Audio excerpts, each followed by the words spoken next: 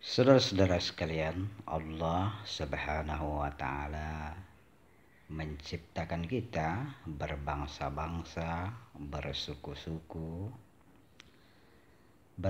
berbeda warna kulit, berbeda pekerjaan, berbeda rupa, berbeda warna-warni.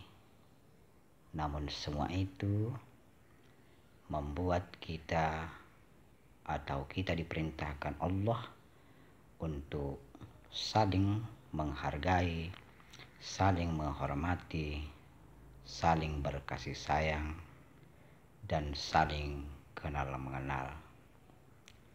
Dan inilah saudara-saudara sekalian yang membuat kita manusia sampai sekarang masih lestari, masih aman, dan masih bisa bersama di kehidupan dunia ini. Namun saudara-saudara sekalian, mengapa? Karena perbedaan ini, karena keanekaragaman ini, kadang-kadang kita biasa terjadi saling cekcok, saling hujat, terjadi benturan-benturan, perkelahian, peperangan.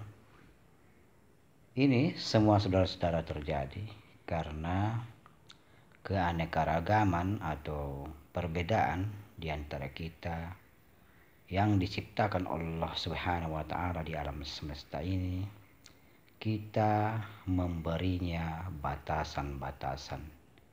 Inilah yang membuat kita kadang-kadang tidak sepaham dan kurang memaknai arti keberagaman dan perbedaan. Kita yang diciptakan Allah Subhanahu wa Ta'ala adalah makhluk yang sempurna, namun kita memberikan batasan pada diri kita dan sesama kita manusia. Ada yang kaya, ada yang miskin, ada yang tampan, ada yang kurang tampan, ada yang berpangkat, dan ada yang kedudukannya berada di bawah. Semua itu saudara-saudara sekalian, kita yang membuatnya.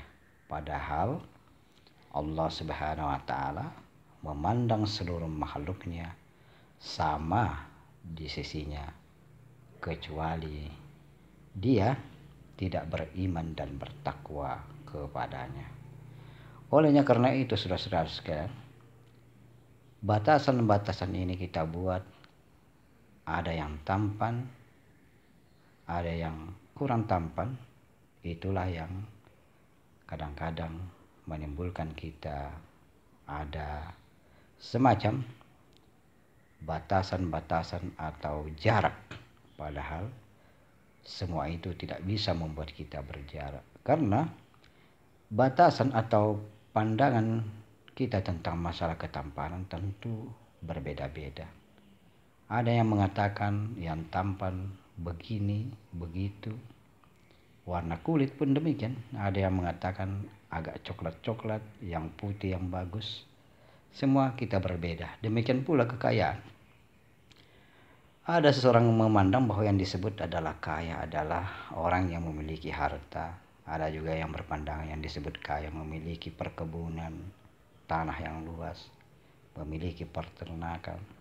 Dan ada pula yang mengatakan bahwa orang yang kaya ialah orang yang memiliki keturunan yang banyak, dan lain-lain sebagainya.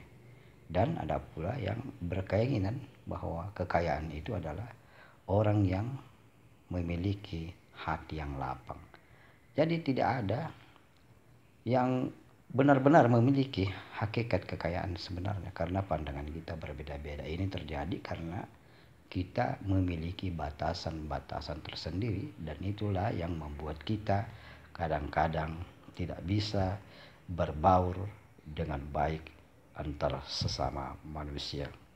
Padahal Rasulullah SAW menjelaskan bahwa setiap muslim adalah bersaudara. Artinya kita tidak boleh mengadakan suatu batasan-batasan sehingga kita berjarak antara sesama muslim. Dan Allah Subhanahu wa taala mengatakan bahwa kita seluruh manusia berada atau berasal dari umat yang satu, yaitu keturunan Nabi Adam. Dan inilah yang harus kita tanamkan di dalam hati kita, bahwa kita manusia dan seluruh makhluk ciptaan Allah Subhanahu wa taala adalah semuanya harus membawa kita untuk dekat kepada Allah Subhanahu wa taala.